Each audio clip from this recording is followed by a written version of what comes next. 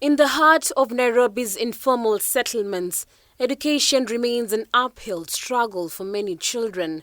Despite efforts to make education accessible, barriers such as distance, safety and affordability continue to stand in the way of a brighter future for thousands of young learners.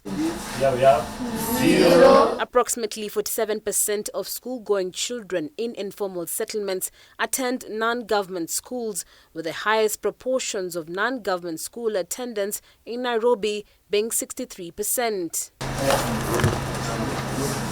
While free primary education is promised by the government, the reality in public schools is different. And even more worrying is that public schools are overcrowded and few in slum areas where 56% of Kenyans reside. Now, government schools are not in good supply, let me put it that way. For example, let me take an informal settlement like Korogocho, all right? With a school population, school-going age of about 10,000. It has only 2 government schools that I would say they are at a reasonable distance where the children can walk to comfortably, safely, in good time. But the classrooms, the class size is 70. So I ask myself, when exactly will the teacher interact, mentor, support my child? Maybe you are living in Kawangware. Kawangware is approximately 3,000 people and approximately 100 or 120,000 students who are supposed to go to school. We have only 3 schools, that is Kawangware, Muslim and Gatina. So, and those schools can carry a capacity of maybe 1,000, 2,000. So the rest, they are either in private schools or they are in these other provision called ABET schools, not informal schools. With public schools being few and far between, many children from these areas are forced to take dangerous routes in search of knowledge. The lack of streetlights and narrow roads only add to the risks they face daily. What you'd find as 1 kilometer in a rural area where I'm only going through a road, through trees, something like that. In the informal settlements, I'm negotiating the houses that are overcrowded. I have to jump over the seawalls, etc. So you can see the security concerns in there, and you can see what it means even if the school is like 200 meters. 300 meters. Many parents, like Rose Mwangi, have no choice but to send their children on unsafe transportation options like border borders.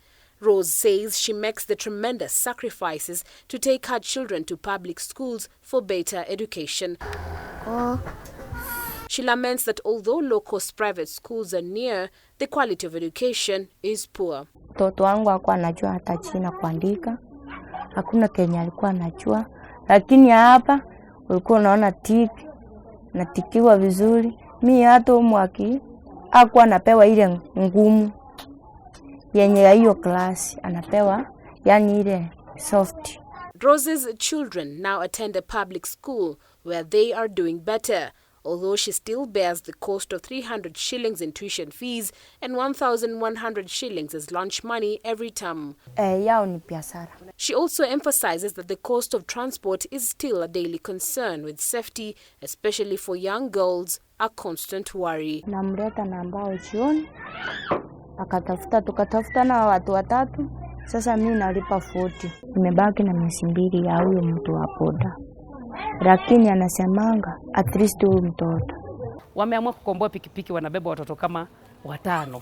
Na hiyo watu 5 kwa pikipiki inakuwa sio kitu mzuri kwa watoto, sababu wengine wanaweza anguka chini, wengine wanaweza pata accident. Haya, hizi matatu za barabara pia wakati mwingine kama hii rush hour inakuwa vigumu, sababu mtoto kucross barabara, hizi barabara zetu hazina cross lines za watoto, inakuwa shida, sababu akitumia barabara ni lazima atavuka ile side nyingine na ni lazima avuke hii side nyingine, ndio sababu shule iko hii side nyingine. Sasa kwa watoto hakuna hizo zebra crossings za watoto ama traffic ya kucrossia watoto. Sasa inakuwa very challengeful kwa wazazi wetu, sababu tuko mbali. It is a worry that Susan Kasiala, mother of 5, shares.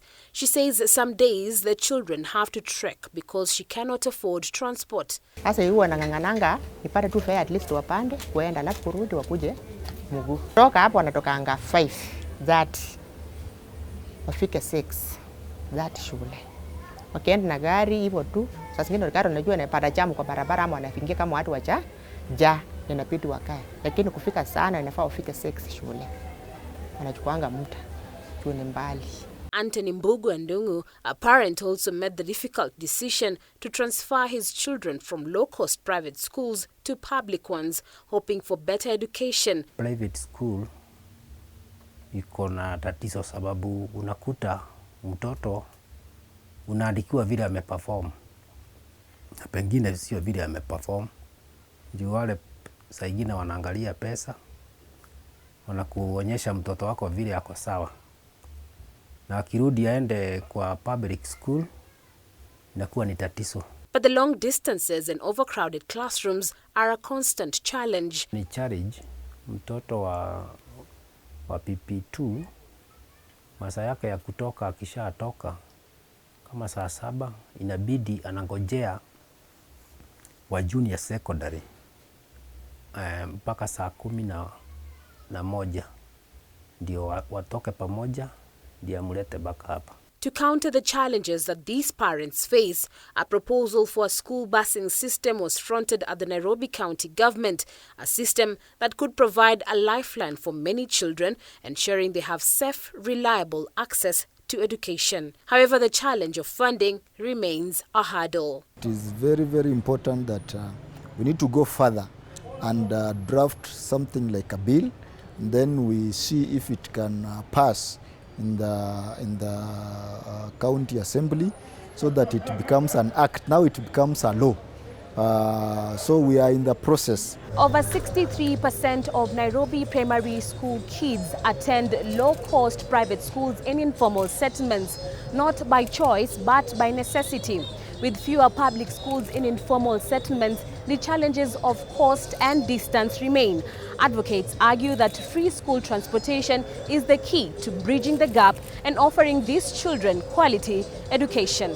Harriet Chimea, K24 TV, Viwandani, Nairobi County.